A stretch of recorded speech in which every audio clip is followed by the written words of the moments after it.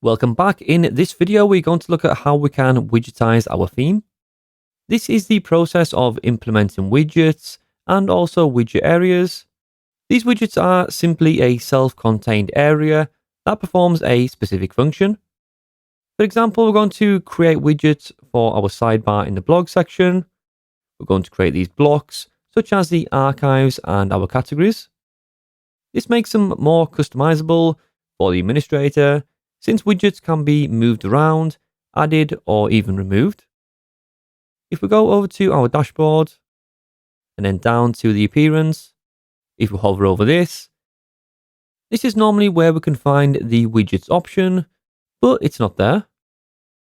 To see this option, first we need to set up our widget areas, in our case, the sidebar. If we go over to the codex on the WordPress website, and search for widgetizing themes, the first thing we see is how to actually register a new widget area. We do this with a function called register sidebar.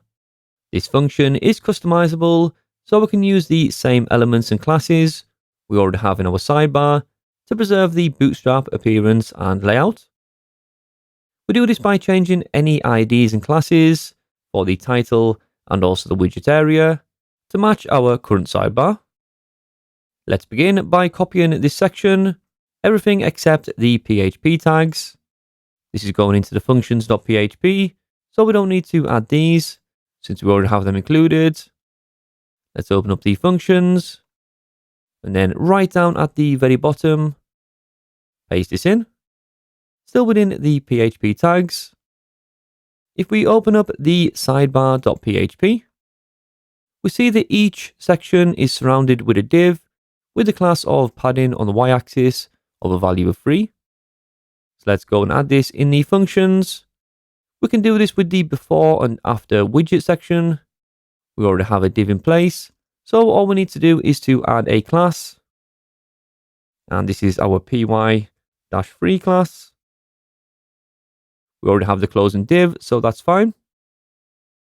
Next, we can work with the title.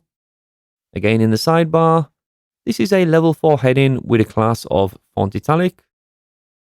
So first of all, we can change the H2 to be H4, and also the class to be font italic. Then down at the bottom, we have an action, just like we've seen before, which will run our function after the widget init hook. Now, if we go back over to the codex and scroll down to the next area, this is how to actually display our new widget area. We do this with a WordPress function called dynamic sidebar, which will create the sidebar for us by calling all of the active widgets. Let's copy this example. And then in the sidebar.php, we can add this at the very top of the file. So here we are targeting our home right 1 section, and in the functions, this has the same ID we added into this array. So now if we go over to our dashboard and then reload this, hover over appearance, we now have a widgets option which we can click on. This now has our new widgets area of home right sidebar, which is the one we just registered inside of functions. And then we can go ahead and drag over any of these available WordPress widgets into our sidebar. WordPress provides us with lots of different widgets. We already have the archives, which we're going to use. We can drag in calendars. We can drag in image galleries. Also create some custom HTML, which we're going to do. We can construct menus, pages, comments, and pretty much anything we can think of. We're going to begin at the top of our sidebar. Let's go to our sidebar.php. We're going to create this section as a widget. It's going to be the About Us section with the text inside of here. So let's go over to the dashboard. We can do this with a custom HTML widget. The title was About. And then we can add our custom HTML by copying over this P element from our sidebar. Paste this into the content. Hit save. And now I'm going to open up our site in a new tab. Go to the blog section. And we have two about sections, one now generated from our sidebar.php and the other generated as a widget. We'll keep both of these in place for now just to compare the styling, but next we're going to move on to the archive section. The archive section also has its own widget, so this is pretty straightforward. We can drag this over below our about section. We don't need to add a title, since the widget name of archives will appear as the title by default.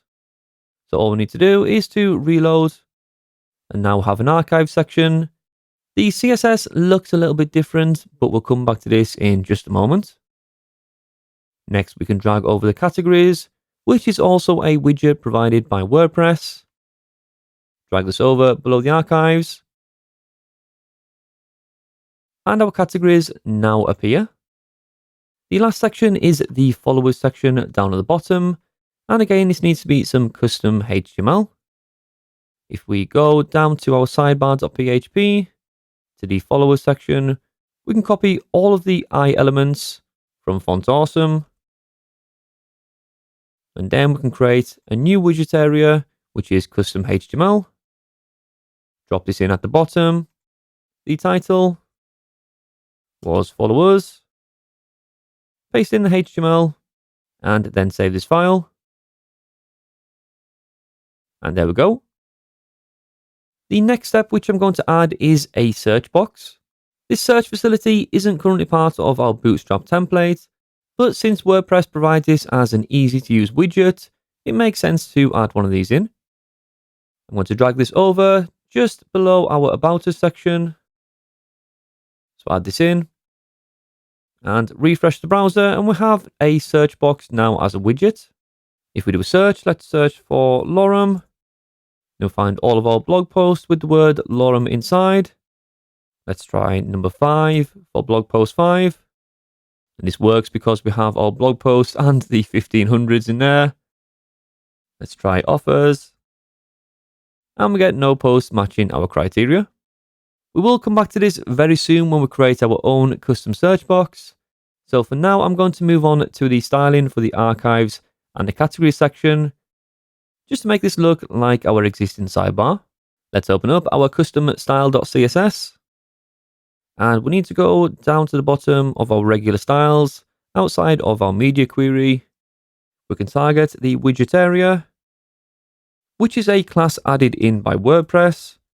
We're then going to target any unordered lists inside of a div.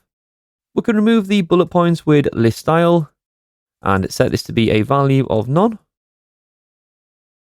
After this, we can also reset the padding to be a value of 0. Save this file, which leaves our new widget area looking just like the existing Bootstrap sidebar. So if we go now over to our sidebar, we don't need any of these sections anymore. So we can remove all of the divs, in fact, all of the code outside of the PHP section.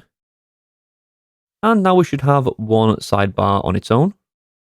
Next, we're going to customize our search form, which we added as a widget, so it fits in with the rest of our theme.